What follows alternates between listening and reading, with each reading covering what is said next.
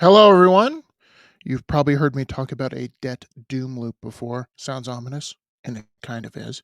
But I wanted to go over this article that talks about it in detail, especially in reference to where we are historically.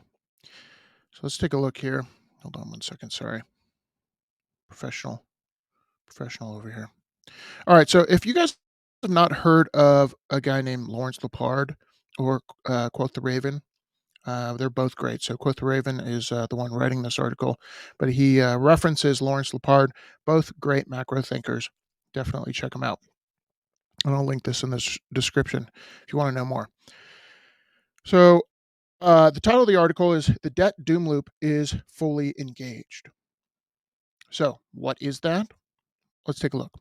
I truly believe that Larry or Lawrence to be one of the muted voices in the investing community would be better.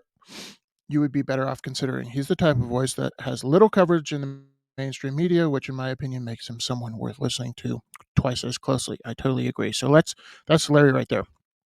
Let's take a look at these charts. And here's what you should really be thinking about. Um, we've had these debt cycles before, but there you see a trend. Okay. So we have seen this movie before. The Fed tightens, things break. The Fed reacts by opening up the monetary floodgates, and the cycle begins all over again. Before the thing breaks, you generally see signs of trouble. Trouble is coming. We call these the rivets popping. All right, so this is the Fed funds rate during the tech bubble. Okay, so the bubble started. Fed starts raising interest rates, and in 2000, we have a market crash. And the reason it takes a little bit of time is think about the debt in your own life when it matures. So, if they raised interest rates, um, 6 months ago, that the debt that you had 6 months ago might not mature for a year. So you don't really feel the effects of the price of money throughout the economy for 6 months to a year. And it gets worse as time goes on because more debt matures. Therefore, people have to, businesses specifically, have to take on more debt at a higher interest rate. That's what causes these massive crashes. Um, Obviously, I would say it's the cheap money flowing in that is the initial fuse, but then it is the raising of interest rates that causes that fuse to light. All right, so once again, Fed lowers interest rates, and what do you see next? The housing bubble. And it's the same thing all over again. But one trend I want you guys to see, look how they can't get up to the previous interest rates before things come crashing down. Isn't that isn't that wild? And look where we are today. And people are just like blown away that the Fed has been able to raise interest rates so much, to include me to some degree. But like I said before, they raise interest rates so fast it doesn't really play out throughout the market fast enough. Um, since they raised interest rates all the way, I don't know what it is now, 4%, and that was within a year time frame. You're not going to see the effects of it till um, kind of the middle of 2023. You're going to start to see it now, but um, it doesn't make its way to the whole economy because debt hasn't matured yet, meaning they haven't had to roll over to these new interest rates. But here's why it's a debt doom loop. They raise interest rates, they have to lower them. They raise interest rates, they have to lower them. They raise interest rates, they have to lower them. And then if you notice, they cannot raise it to the previous level, which eventually means their terminal rate is zero or negative because raising interest rates in the slightest above zero will destroy the economy. And notice what was tied to that, the price of the NASDAQ, right? Going up and down, up and down, up and down.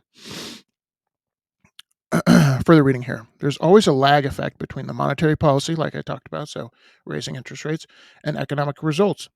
The period reminds me of summer of 2007 when Bear Stearns CDS funds failed.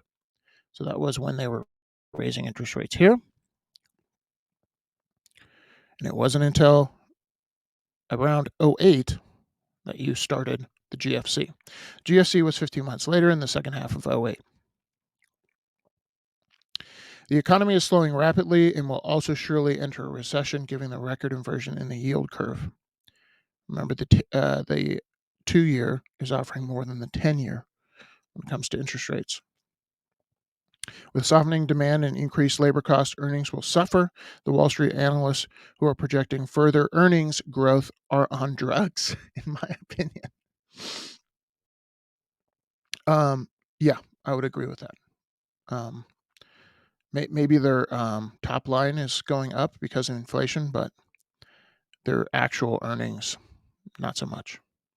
Additionally, with higher interest rates, price multiples to earnings will compress because they have to pay more for interest.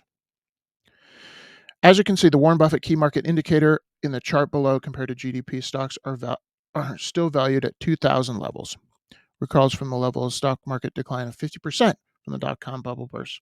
Stocks are not cheap. So this is something I really want to focus on. How do you know when something is cheap or expensive? You see this market indicator? This is just stock market value compared to GDP. And we are way overvalued for the Warren Buffett indicator. But what's important is in your life, when you're looking at things like real estate, things like stocks, you've probably heard people say, buy it when it's cheap, sell it when it's expensive. Easier said than done. But oftentimes in these manias, we can we can say, oh, it's cheap because it's dropped in price. For instance, real estate or stocks, they've dropped 20%. Forgetting the past year and a half, 2 years where they went up like 100, 200%, some stocks. So how do you know if it's actually inexpensive? You can look at uh, the stock market compared to GDP is a good indicator because stock market should kind of mimic the economy. And then in real estate, you can look at things like adjusting for inflation. What are the prices of housing in your area or nationwide? And we're still off the charts there. Um, and eventually, they're going to come down to their average because typically real estate goes up with inflation. But these massive booms happen because of lowering the interest rate.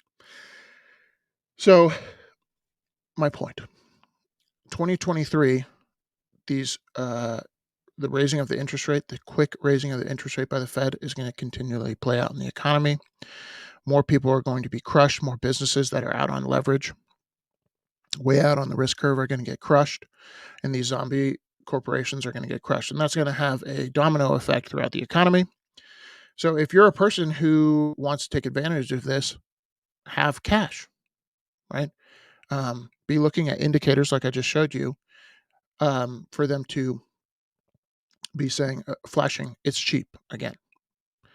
Let me know what you guys think in the comments below. Hopefully that made sense. I'll see you on the next one. Peace.